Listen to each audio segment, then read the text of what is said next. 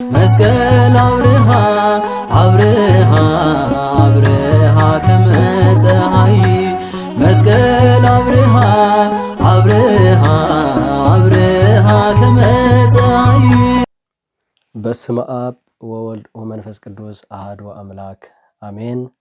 እንኳዕ ናብዚ ክቡር በዓል ጎይታናን አምላኽናን መድኃኒትናን ኢየሱስ ክርስቶስ ተሰቕለሉ በዓለ መስቀል በሰላም አብጽሐኩም አብጽሐና። መስቀል አብርሃ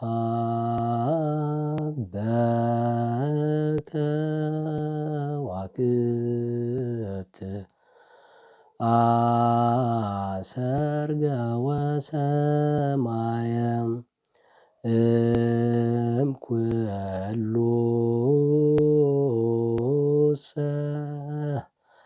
ፀሐየ አራየ መስቀል አብርሃ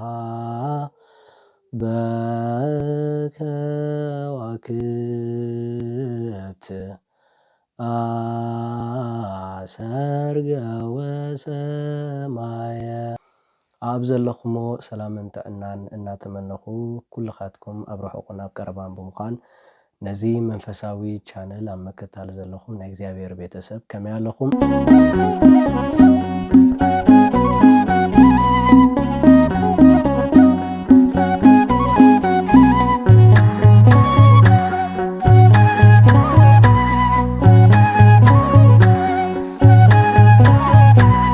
ንሳኹም ዘለኹ ዲያቆን ዘማሪ ፊልሞን የብየ እምበኣርከስ ንሎም መዓንቲ ንእሽተይ ናይ እንኳዕ ኣብፅሓና መልእኽቲ ሒዘ መፅእ ኣለኹ። ምስኡ ከዓ ታሪኽ ናይ ጎይታናን ኣምላኽናን መድሓኒትናን ኢየሱስ ክርስቶስ ዕፀ መስቀል ብሕፅር ዝበለ ሒዘ መፅእ ኣለኹ። ሰናይ ምክትታል።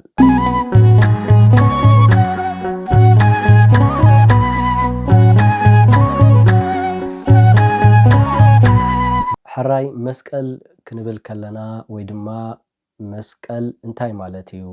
ከም ክርስቲያን ከነዓና እንታይ ዝተፈፀመሉ ዕለት እዩ? መስቀል ማለት ኩሉ ግዜ ካብ ሰቀለ ተሰቀለ ወይ ድማ ተሰቀለ ዝብል ናይ ግእዝ ግስ ዝወፀ ቃል እዩ ማለት እዩ። መስቀል ማለት ድማ ክርስቶስ ኣምላኽና ንድሕነት ናይ ደቂ ሰባት ክብል ኣብ ዕፀ መስቀል ቅዱስ ስግኡ ዝቆረሰሉ ክቡር ደሙ ድማ ዘፍሰሰሉ መስቀል ማለት እዩ።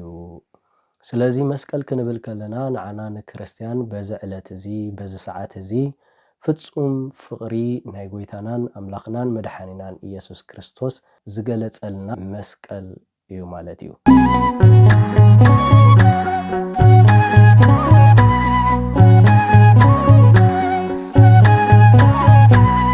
በዚ ዕለት እዚ በዚ ሰዓት እዚ ድማ ኣዝዩ ዓብይን ክቡርን ዝኾነ በዓል ኢልና ነኽብሮን ንዝክሮን ማለት እዩ። ስለዚ መስቀል ክንብል ከለና መጀመርያ እንታይ ዝተፈፀመሉ እዩ?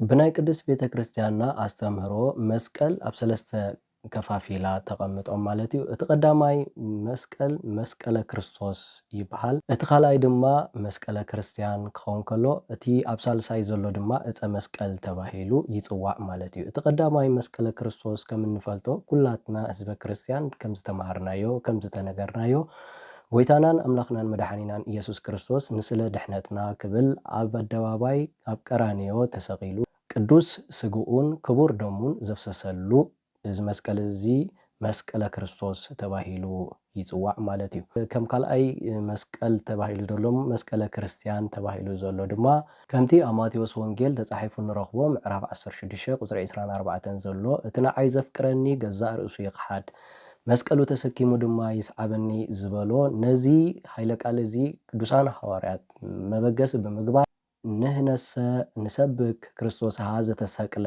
ንሕናስ ነቲ ዝተሰቕለ ክርስቶስ ኢና እንሰብኽ እናበሉ ገዳማት እናኸዱ ኣብ መላእ ኢየሩሳሌም ካብ ሃገር ናብ ሃገር እናተሰደዱ እናተዋረዱ ንስለ ስም ክርስቶስ ኢሎም ዝሰብክዎ ዝነበሩ ናይ ክርስቶስ ወንጌል እናስፋሕፍሑ ዝነበሩ እዚ ድማ መስቀል ናይ ክርስቲያን ወይ ድማ መስቀል ናይ ሐዋርያት ተባሂሉ ይጽዋዕ ማለት እዩ።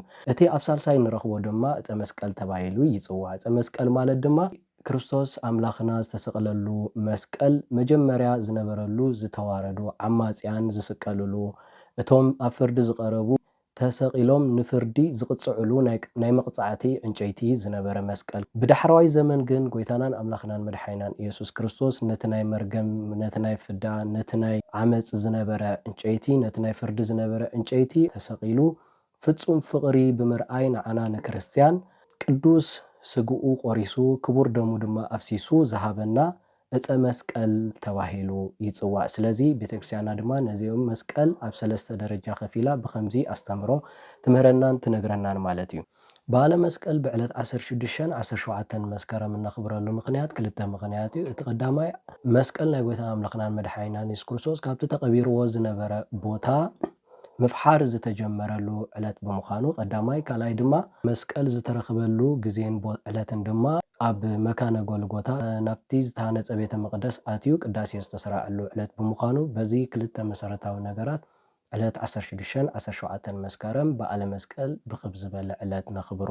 ከምኡውን በዓል ውዕለታ ናይ ቅድስት ቤተክርስቲያንና ዝኾነ ንጉስ ቆስጠንጢኖስ ድማ ካብ ኢሌኒ ንግስቲ ዝተወለደ ቤተክርስቲያንና ከም እትነግረና ናይ ጎይታናን ኣምላኽናን መድሓኒትናን ኢየሱስ ክርስቶስ መስቀል ኣይሁድ ሕሙማት ክፍውስ፣ ለምጻማት ከንጽህ፣ ንዓወር እውን ከብርህ ኣይክእልኒ እሞ ጉድጓድ ኩዒቶም ን300 ዓመት ዝኣክል ነቲ መስቀልቲ ኣብ ውሽጢ ጉድጓድ ከም ዝቀበርዎ ኣብ ውሽጢ ጉድጓድ ቀቢሮም ድማ ን300 ዓመት ዝኣክል ናይ ብሙሉእ ናይ ኢየሩሳሌም ጓሓፍ እናደፍኡ ዝተበላሸው ነገራት ኣብኡ ናይ ኩሉ ህዝቢ ኣብኡ ከም ዝእከብ ገበርዎ። ካብዚ ብምቕጻል ድማ ኢሌኒ ንግስት ነዚ መስቀል እዚ ንኽትረክብ ነዚ መስቀል እዚ ንኽትደሊ ናብ ኢየሩሳሌም ከደ።